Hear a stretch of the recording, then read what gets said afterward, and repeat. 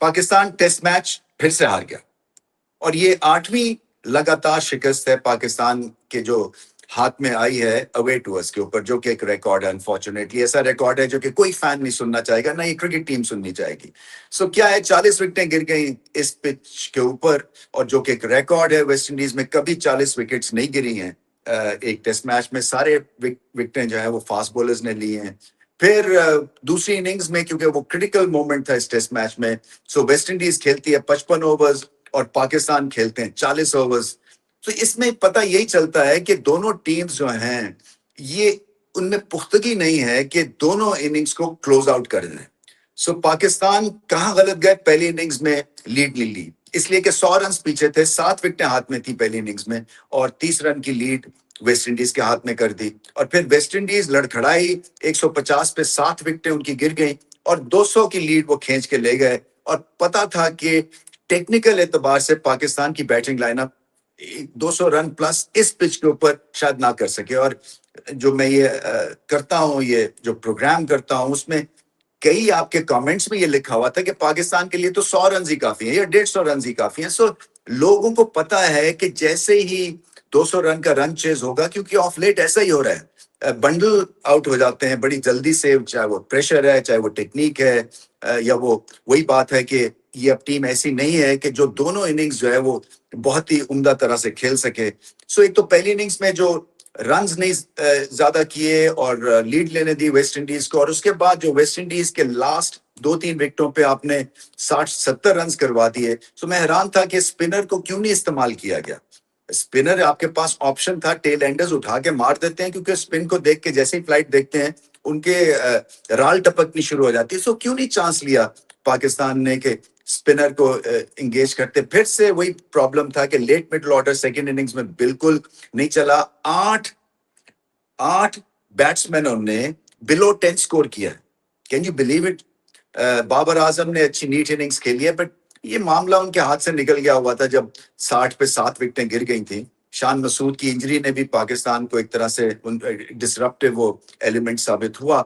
और फिर यही बात है कि अगर वो अब्बास ना स्लॉगिंग करते तो बहुत पहले से मामला ये खत्म हो जाना था। सो यही प्रॉब्लम चल रहा है इस दफा।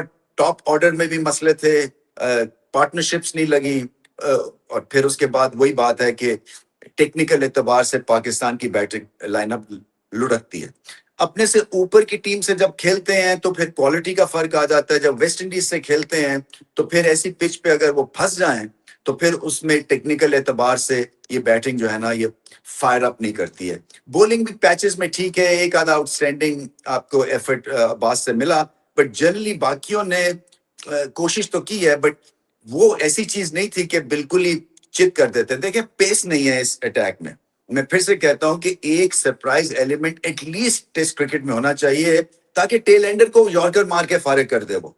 तो वो भी नहीं था पाकिस्तान के ऑप्शन, इसलिए कि वो स्लॉगिंग इस पेस के ऊपर हो सकती है, जो कि आई थिंक जोसेफ ने की है। मुझे तो नाम भी कईयों के वेस्ट इंडीज के प्लेयर्स के नहीं पता, क्योंकि नए भी सारे हैं। ये ग्रीव्स हो गए, बाकी के हो गए। सो कीमा रोज की तो पेस ही नहीं है, फिर भी इसके बावजूद आसानी जो है वेस्ट इंडीज जो है ये टेस्ट मैच जीत गया। सो ये बड़ी बड़ी गलतियां हैं जो कि पाकिस्तान को ठीक करनी है। मैं पहले भी बात कर चुका हूं कि ये टीम के साथ हमने देखा है, न्यूक्लियस यही है जो पिछली हमें कई डिफीट्स में यही प्लेयर्स दिख रहे हैं। कोई 10% चेंज होती है, बट जो न्यूक्लियस है वही है। सो मैं एक्सपेक्ट कर रहा था कि बाबर आजम अपनी छाप छोड़ेंगे और कोई नई चीज लेके आएंगे टैलेंट के पॉइंट ऑफ व्यू से। देखें, from leadership point of view ये इनका काम है कि आप टैलेंट पे नजर रखें और टैलेंट को ग्रूम करें, क्योंकि पीछे खेप जो आ रही है वो बड़ी लिमिटेड एबिलिटी वाली आ रही है। नए प्लेयर्स भी जो आते हैं वो एक आधे में तो चमकते हैं मैच में, उसके बाद फिर से वो फ्लैट हो जाते हैं। अजान अवैस जो है, पोटेंशियल तो है, बट क्या है कि वो ऐसी पिच के ऊपर अभी बहुत रॉ है। सो टेक्निक ठीक होनी है, प्रेशर उनको एब्जॉर्ब करना है। तो ये फिर से ये बात बनती है कि जो नया टैलेंट है वो भी उस लेवल का नहीं है कि जो इंटरनेशनल लेवल के ऊपर बाबर आजम एंड कंपनी को हेल्प कर सके। तो बहुत ज्यादा मसले मसाइल हैं, ज्यादा डिप्रेस होने की बात नहीं भी है और होने की भी है, इसलिए कि ये एक जो चल रहा है ना सिलसिला, एक जो पैटर्न है वो बड़ा कंसिस्टेंट है, और वो एक तरह से गिवन हो गया है कि जैसे ही पाकिस्तान पे प्रेशर पड़ेगा लास्ट इनिंग्स में ये जो है एक बंडल आउट हो जाएंगे, फोल्ड अप हो जाएंगे और ये प्रेशर नहीं सह सकेंगे। सो अब यही बचत है कि अगला मैच जीतें, तैयारी करें।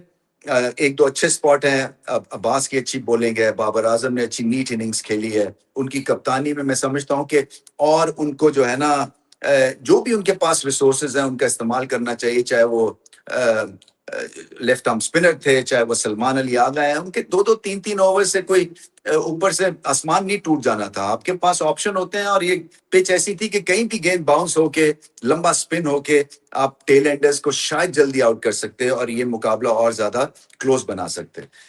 सो आगे मैच मस्ट विन हो गया है और सीरीज फिर से ऑन द लाइन हो गई है। और दो मैचों की सीरीज का यही प्रॉब्लम होता है कि पहला मैच अगर हाथ से निकल जाए तो फिर सीरीज पकड़ना बड़ा मुश्किल हो जाता है। सो डिसअपॉइंटिंग है, दिल टूटता है फ्रैंकली मैं आपको बताऊं, इसलिए कि ये एक न्यू नॉर्मल बन गया अनफॉर्चुनेटली, जहां पे पाकिस्तान बाहर भी टेस्ट मैच जो है वो हार रहे हैं और घर में भी जो है वो कुछ खास कामयाबी हासिल नहीं कर रहे हैं।